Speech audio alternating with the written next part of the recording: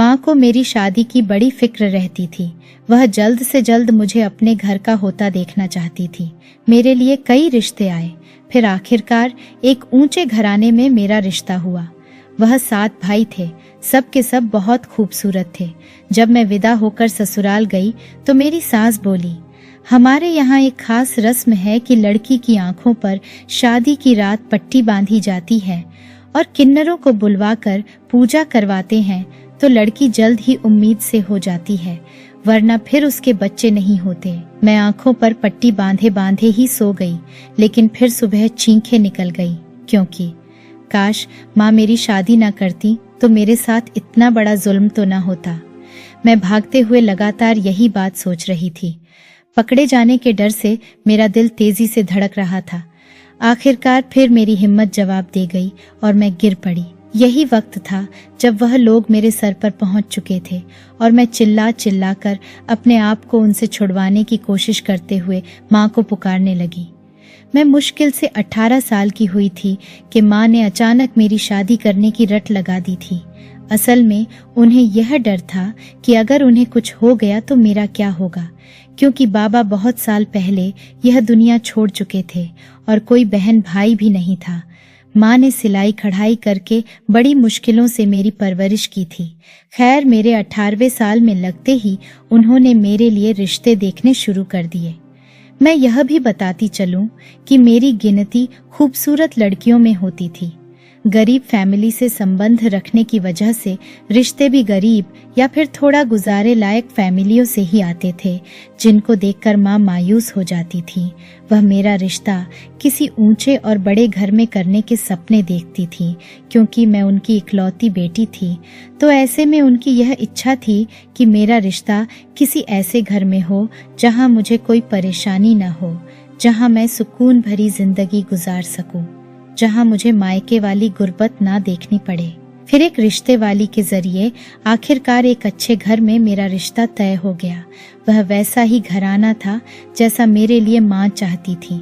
शहर में बहुत बड़ी कोठी थी, गाड़ी, बैंक बैलेंस सब कुछ था उन लोगों के पास। माँ के तो हाथ पांव फूल गए, वह खुशी से फूले नहीं समा रही थी। बार बार मुझे चूमती और अच्छे नसीब होना का आशीर्वाद देती रहती। मुझे तो खुद भी अपनी किस्मत पर यकीन नहीं हो रहा था कि इतने ऊंचे घराने वालों ने मुझ जैसी मिडिल क्लास लड़की को कैसे पसंद कर लिया भला, क्योंकि सिर्फ अच्छी शक्ल होना कोई खास वजह नहीं थी। अच्छी शक्ल वाली लड़कियां तो उन्हें अपने लेवल के घरों में भी मिल सकती थीं। शायद उन्होंने मुझे अपने घर की बहू इसलिए चुनी थी क्योंकि बड़े घराने की बहुएं उन्हें अपनी उंगली पर नचाती हैं। मेरे दिमाग में यही सोच ही आई। खैर, मेरे होने वाले पति के 7 भाई थे। बहन कोई नहीं थी, बाप भी नहीं था, सिर्फ माँ थी जो कि बहुत ही मॉडर्न औरत थी। बेटे भी कम नहीं थे। वह सातों के सातों बहुत ही खूबसूरत और मॉडर्न थे। मंगनी वाले दिन मैं तो उन्हें देखकर ही हैरान रह गई थी। वह सब के सब बिल्कुल राजकुमारों की तरह लग रहे थे। मंगनी का सामान भी वह लोग बहुत अच्छा और महंगा लाए थे। ऐसी चीजें मैंने कभी जिंदगी में यूज नहीं की थी और ना ही इस्तेमाल करने का सोच सकती थी जो वह लोग मंगनी पर लाए थे। एक से एक कीमती जोड़े और गहने। मेरे मोहल्ले वाली लड़कियां तो देखते ही जलन का शिकार हो गई थी। मंगनी के 1 हफ्ते बाद शादी भी हो गई। शादी पर भी बहुत अच्छा और महंगा सामान दिया था उन्होंने। दहेज वगैरह कुछ नहीं लिया। विदाई पर मैं एक बड़ी सी गाड़ी में बैठकर अपने ससुराल आई थी। जब मैं घर में दाखिल हुई तो मुझे बेडरूम में ले जाने की बजाय एक सजे सजाए हॉल में बैठा दिया गया और मेरी सास ने बहुत ही खूबसूरत साड़ी पहन रखी थी। उन्होंने मुझे कहा कि हमारे यहाँ एक खास रस्म है कि शादी वाली रात दुल्हन की आंखों पर पट्टी बांधी जाती है और किन्नरों को बुलाकर उनसे प्रार्थना करवाई जाती है, तो दुल्हन को बच्चा जल्द ही हो जाता है, वरना सारी जिंदगी दुल्हन मां नहीं बन पाती और पूरा खानदान आने वाले वारिस को तरस जाता है। मैं अपनी इतनी मॉडर्न सास के मुंह से इस अजीबो गरीब रस्म का सुनकर बहुत हैरान हुई थी, मगर मैं क्या कर सकती थी, इसलिए मैं खामोश रही। कुछ देर बाद उन लोगों ने मेरी आंखों पर एक काली पट्टी बांध दी, जिससे मुझे कुछ भी नजर नहीं आ रहा था। सिर्फ आवाजें ही सुनाई देती रही। बहुत सारे किन्नरों की अजीबोगरीब आवाज में गाने थे या प्रार्थना थी, कुछ समझ नहीं आ रहा था, क्योंकि साथ में जोर जोर से ढोल की आवाज भी आ रही थी। सिर्फ इतना अंदाजा हो रहा था कि बहुत सारे लोग हैं हॉल में मेरे आसपास। काफी देर मैं बैठी सुनती रही। फिर एकदम मुझे बहुत प्यास महसूस हुई और मैंने उनसे पानी मांगा, तो कुछ मिनट बाद ही पानी का गिलास मेरे मुंह से लगा दिया गया। ना जाने वह पानी कैसा था, ठंडा मीठा, जिसको पीते ही सुकून का एहसास होने लगा था और नींद भी महसूस होने लगी थी। दिमाग जैसे बिल्कुल रुक सा गया। फिर ना जाने कब मैं वहीं बैठे बैठे सो गई, मुझे कुछ पता न चला। जब सुबह को आंख खुली तो मैं एक गद्दे पर लेटी हुई थी। यह देखकर मेरी चीखें निकल गई कि मेरे आसपास मेकअप से लिपे चेहरों और रंग बिरंगी अजीबोगरीब कपड़े पहने पान चबाते 5-6 किन्नर मौजूद थे और अच्छे खासे शौक से मुझे देख रहे थे। मैं तो डर के एहसास से चीखने लगी, तो उसी वक्त मेरी सास आ गई थी और उन्होंने उन सब किन्नरों को वहां से निकाल दिया। मैंने उन्हें कहा, यह सब क्या है? आपका बेटा यानी मेरा पति कहाँ है? तो वह मुझे तसल्ली देते हुए कहने लगी, घबराओ मत, यह सब तुम्हारे पास बैठकर ऊपर वाले से तुम्हारे लिए प्रार्थना कर रहे थे और फिलहाल तुम्हारा पति नहीं आएगा तुम्हारे पास। तुम 7 दिन यहीं इसी हॉल में रहोगी। रोज रात को किन्नरों को बुलवाकर प्रार्थना करवाई जाएगी। फिर 8वें दिन ही तुम अपने कमरे में अपने पति के पास जा सकोगी। यह सब हमारी रस्म का हिस्सा है। अपनी सास की यह अजीबोगरीब बात सुनकर मैं परेशान हो गई कि अब 7 दिन और इस सब को बर्दाश्त करना पड़ेगा, मगर इस सब के अलावा मेरे पास कोई भी चारा नहीं था। दूसरी रात फिर मुझे दुल्हन की तरह तैयार करके मेरी आंखों पर पट्टी बांधी गई थी। इस बार मुझे अपना जिस्म सुन्न होता हुआ महसूस हुआ था। फिर ना जाने किस वक्त में बैठे बैठे सो गई थी। सुबह हुई तो एक बार फिर मैंने खुद को हॉल में पाया और उठने पर जिस्म में अजीब सी थकान महसूस हुई। फिर पूरे 7 दिन यह ड्रामा चला। 8वें दिन मुझे एक कमरे में ले गए और कहा गया, यह तुम्हारा बेडरूम है। अपने पति से मैं अब तक नहीं मिली थी। मैंने एक बार फिर अपनी सास से अपने पति के बारे में पूछा तो वह मुस्कुराई और मेरा हाथ पकड़कर मुझे कमरे से बाहर ले आई। बाहर आकर मैंने देखा वह 7 भाई एक लाइन में खड़े थे, एक जैसे कपड़े, एक जैसी शक्लें।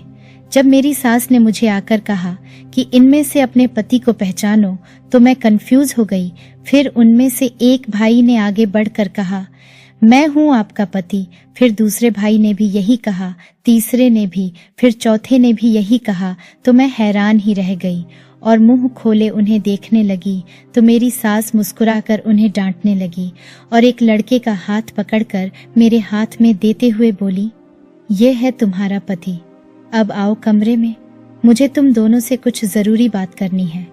मेरा पति मुझे देखकर मुस्कुरा रहा था। मुझे कुछ शर्म महसूस हुई। अपनी सास के पीछे हम कमरे में गए तो उसने बारी बारी हम दोनों की तरफ देखते हुए कहा, मेरे गुरुजी जो कि पिछले 7 दिन से तुम लोगों के लिए पूजा पाठ करते रहे हैं, उन्होंने मुझे फोन किया है और कहा है कि पूजा में अभी कुछ रुकावट है और वह रुकावट जब तक दूर नहीं हो जाती तब तक तुम दोनों एक दूसरे से दूर ही रहोगे और वह हर एक दिन बाद पूजा करने के लिए यहाँ भी आएंगे। मेरी सास यह कहकर चली गई। फिर हम एक कमरे में दूर दूर रहने लगे। मेरा पति मुझसे बहुत कम बात करता। मैं कोई बात करती तो ज्यादातर वह हूँ हाँ में ही जवाब देता। ना जाने मुझे क्यों महसूस होता था कि वह मुझसे कतराता है। मुझे उसकी आदतें भी बहुत अजीब लगी थी, जैसे कि जब वह वॉशरूम से नहाकर बाहर निकलता तो औरतों की तरह घंटों आईने में खुद को देखता रहता और खुद को सजाता संवारता रहता। कुछ चीजें भी औरतों वाली यूज करता था, जैसा कि दोनों हाथों में एक एक कड़ा और दोनों हाथों की उंगलियों में औरतों जैसी बहुत सारी रंग बिरंगी अंगूठियां थीं। एक चीज मुझे कुछ अजीब सी लग रही थी, वह यह कि मेरा खाना बेडरूम में ही भेजा जाता था। कभी उन लोगों ने मुझे अपने साथ खाने के लिए नहीं बुलाया और सबसे ज्यादा हैरत की बात तो यह थी कि मेरा पति भी मेरे साथ खाना नहीं खाता था। एक दिन मैं रूम में बैठे बैठे बोर हो रही थी तो चुपके से बाहर निकल आई। हालांकि मेरे पति का आर्डर था कि बिना इजाजत मैं कमरे से बाहर नहीं निकलूंगी, मगर मैंने इस बात की परवाह न की और दरवाजा खोलकर बाहर झांका और इधर उधर देखते हुए एक तरफ चल दी। यह बहुत बड़ा बंगला था जिसमें दर्जनों कमरे थे। मेरी शादी को 10 दिन हो चुके थे, मगर मुझे किसी ने घर नहीं दिखाया था। मैं कमरे के आगे से गुजरती हुई गैलरी में जा रही थी कि एक कमरे के आगे से गुजरते हुए मुझे कुछ आवाजें सुनाई दी। मैंने दबे पांव आगे बढ़कर दरवाजे से झांकने की कोशिश की। दरवाजा तो बंद था, लेकिन मैंने हॉल से अंदर झांका तो मुझे कुछ धुंधला सा दिखाई दिया। चमकीले कपड़े पहने वह काफी सारी औरतें थीं जो एक दूसरे के साथ हंसी मजाक में बिजी थीं। इससे पहले मैं कुछ और देख पाती, मेरी सास न जाने कहां से निकली और मुझे देखकर बुरी तरह चौंकते हुए तेजी से मेरे पास आकर गुस्से से बोली, तुम यहाँ क्या कर रही हो? फिर वह मेरे हाथ को पकड़कर खींचती हुई मेरे कमरे में आई और गुस्से में बोली, आज के बाद बगैर अनुमति के इस कमरे से बाहर मत निकलना। मुझे बहुत अफसोस हुआ। फिर उसी रात मेरा पति मेरे पास आया और मुझे एक साड़ी देते हुए बोला, इसे पहनकर तैयार हो जाओ, हम कहीं जा रहे हैं। जब मैंने पूछा कहाँ जा रहे हैं तो उसने कहा, बहुत जल्द पता चल जाएगा, पहले तैयार तो हो जाओ। वह साड़ी बहुत बारीक और रेशमी कपड़े की थी। उसका ब्लाउज भी बहुत शॉर्ट और डीप था। मुझे बहुत शर्म आ रही थी, मगर मैंने देखा मेरा पति उस साड़ी में मुझे देखकर बहुत खुश हो रहा था। फिर मेरी हैरत की हद न रही जब उसने मुझे ड्रेसिंग टेबल पर बैठाकर मेरा मेकअप करना स्टार्ट कर दिया। मैंने हैरानी का इजहार किया तो उसने कहा, वह एक मेकअप आर्टिस्ट है। तैयार करने के बाद वह मुझे बाहर ले आया और गाड़ी में बैठाकर मेरी आंखों पर पट्टी बांधी। मैंने ऐतराज किया तो मेरी सास ने कहा, देखो बेटा, मजबूरी है गुरुजी, तुम्हारे लिए बहुत खास पूजा कर रहे हैं। जब तक वह पूजा पूरी नहीं हो जाती तब तक तुम्हें उनके सामने ऐसे आंखों पर पट्टी बांधकर ही ले जाया जाएगा। अपनी सास की बात सुनकर मैं खामोश हो गई। इसके अलावा मेरे पास और चारा भी नहीं था। माँ से मिलने को कहती तो वह लोग कहते, जब तक पूजा वाली रस्म पूरी नहीं हो जाती तुम अपनी माँ से नहीं मिल सकती। खैर, मेरी आंखों पर पट्टी बांधे वह लोग मुझे न जाने कहाँ ले आए थे। मुझे बहुत सी आवाजें सुनाई दे रही थीं। ढोल की थाप और किन्नरों के गानों की आवाज। मुझे एक जगह बैठा दिया गया था। तकरीबन 2 घंटों बाद मुझे वहां से वापस ले आए थे वह लोग। फिर जब घर आकर मेरी आंखों से पट्टी उतारी गई तो किन्नरों के मेकअप से लिपटे चेहरे निगाहों के आगे घूमने लगे और मैं बेहोश हो गई। जब होश आया तो मैं बेडरूम में अपने पति की बाहों में लेटी थी। न जाने क्यों मुझे उससे बहुत अजीब सी उलझन महसूस हुई और मैं एकदम बेड से उठ गई। फिर मैं बहुत उलझी सी रहने लगी थी। मुझे ना अपने पति का रवैया समझ में आता था और ना बाकी ससुराल वालों का। एक चीज जिसने मुझे हैरत में डाल दिया था वह थी मेरे पति समेत सभी देवरों की लेडीज आदतें, उनके चलने का अंदाज, बोलने का अंदाज किसी लेडी फैशन डिजाइनर की तरह था, जबकि मुझे लेडीज टाइप मर्द हमेशा से नापसंद थे। इसीलिए मुझे उन सब से बहुत उलझन होने लगी थी और मैंने अपनी सास से कहना शुरू कर दिया कि मुझे यहाँ नहीं रहना, वापस अपने घर जाना है। मगर यह बात सुनकर उन लोगों ने मुझे बेडरूम में बंद कर दिया तो मुझे एहसास हुआ कि मैं गलत लोगों के बीच फंस गई हूँ।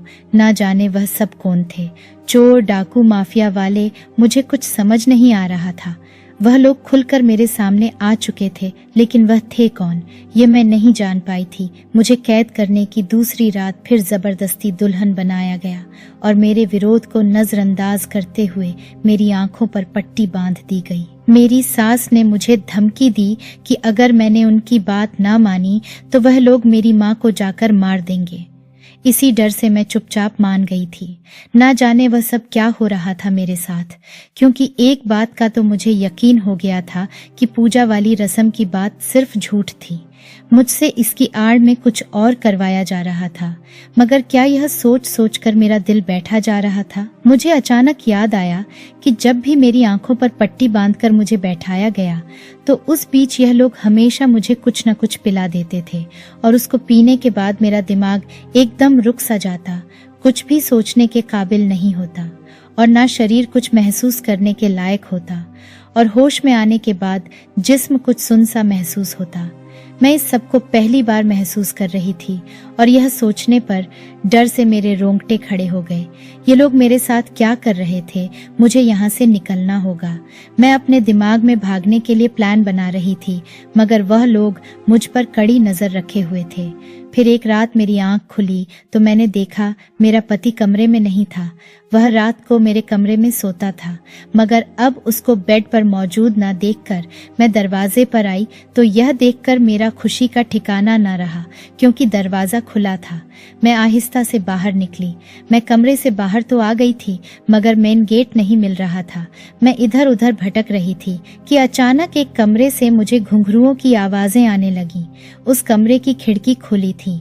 मैंने जाकर देखा तो मेरा मुंह खुला का खुला रह गया। मेरे पति के सारे भाई साड़ियां पहने डांस कर रहे थे, जबकि मेरा पति और मेरी सास वहां बैठे तालियां बजा रहे थे। मैं शॉक होकर सोचने लगी, क्या यह सब भाई किन्नर थे और मेरा पति भी उन्हीं में से एक था? तभी तो वह आज तक मेरे करीब नहीं आया था। मेरे साथ इतना बड़ा धोखा हो गया। मैं यह सब सोच ही रही थी जब मेरे एक देवर की नजर खिड़की में से मुझ पर पड़ गई और उन लोगों ने मुझे पकड़ लिया, मगर मैं हैरान रह गई। जब मेरा पति मुझे उनसे छुड़ाकर कमरे में ले गया और पहली बार मेरे साथ सही से बात करते हुए वह सब कुछ स्वीकार करने लगा कि हाँ, मेरे भाई किन्नर हैं, लेकिन मैं पूरी तरह मर्द हूँ।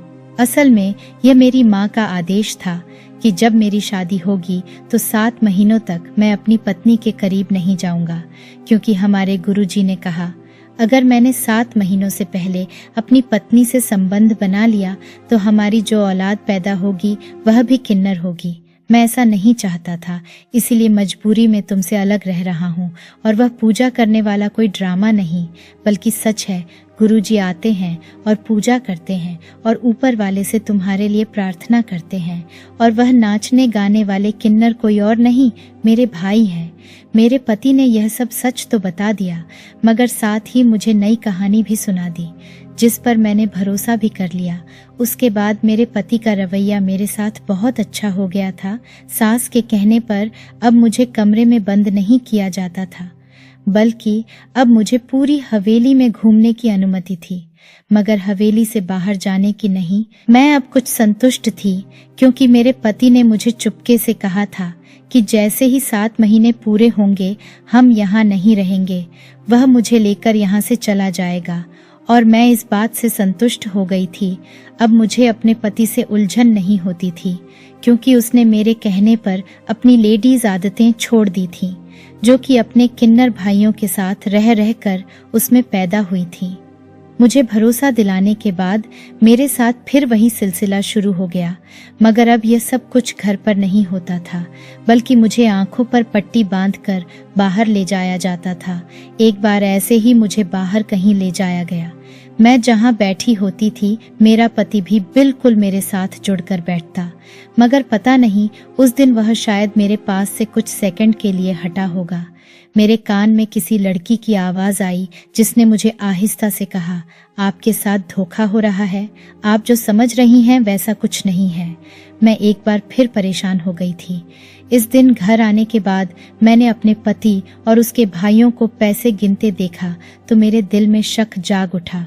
हो न हो जरूर मुझे बेवकूफ बनाया जा रहा है। अब मैंने पक्का इरादा बना लिया था कि मुझे हर हाल में यहाँ से भागना है। और फिर एक रात मुझे मौका भी मिल गया। वह सब लोग इस रात हॉल में पार्टी करने में बिजी थे। मैं चुपके से कमरे से बाहर निकल ली तो बाहर निकलने वाला दरवाजा मैंने देख लिया। फिर जैसे ही मैं बंगले से बाहर आई तो अचानक पीछे से मुझे आवाज सुनाई दी। मैंने मुड़कर देखा तो डर से मेरी जान ही निकल गई। मेरे पति समेत वह सब के सब किन्नर मेरे पीछे आ रहे थे। मैंने तेज तेज भागना शुरू कर दिया, मगर मैं कब तक भागती, आखिरकार थक कर निढाल होकर गिर गई तो उन लोगों ने मुझे पकड़ लिया, मगर उससे पहले वह मुझे पकड़कर वापस उसी कोठी में ले जाते। मेरी चीखें सुनकर वहां से गुजरती पुलिस वैन रुक गई। पुलिस की वैन रुकते देखकर उन लोगों ने भागने की कोशिश की, मगर पुलिस ने उन्हें अरेस्ट कर लिया। लेकिन फिर जब उन्हें मार पड़ी तो सब कुछ सामने आ गया। वह दरअसल किन्नरों का एक गैंग था जिन्होंने प्लास्टिक सर्जरी के जरिए एक दूसरे से मैच करती शक्ल बनवा रखी थी। उन सब का आपस में कोई रिश्ता नहीं था। उन लोगों ने शहर में एक बंगला किराए पर ले रखा था जहां वह किसी लड़की को बहू बनाकर ले आते थे, फिर उसकी आंखों पर पट्टी बांधकर रस्म के बहाने उसे बैठा देते और कुछ ऐसा पिला देते जिससे उसकी महसूस करने वाली क्षमता काम न करती। लोगों को बुलाकर लड़की को किन्नर बताकर उसके जिस्म की नुमाइश करते और फिर वह अय्याश लोग जो किन्नरों में दिलचस्पी रखते हैं वह उन्हें खुश होकर पैसे देते। जिसको ज्यादा दिलचस्पी होती तो उसके साथ रात भी गुजारता था, मगर क्योंकि लड़की को एक ऐसी चीज पिला दी जाती जिससे उसे कुछ महसूस ना होता तो तभी वह जान ना पाती कि किसी ने उसे छुआ है, मगर उसके बदले वह बहुत सारे पैसे लेते थे। यह काम वह न सिर्फ इस बंगले में कर रहे थे बल्कि उससे बाहर अलग अलग पार्टियों में भी जाकर करते थे, जहां वह पट्टी वाली लड़की को अंधा किन्नर दिखाकर पैसे लेते थे।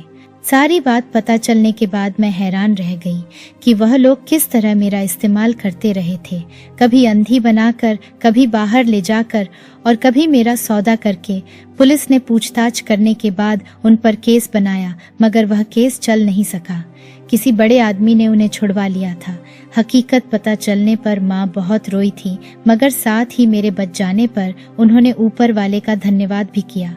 और एक और ख़ास बात भी मुझे पता चली कि मेरी वह शादी भी नकली हुई थी और मेरा जो वो पति था वह भी उन्हीं किन्नरों में से एक था।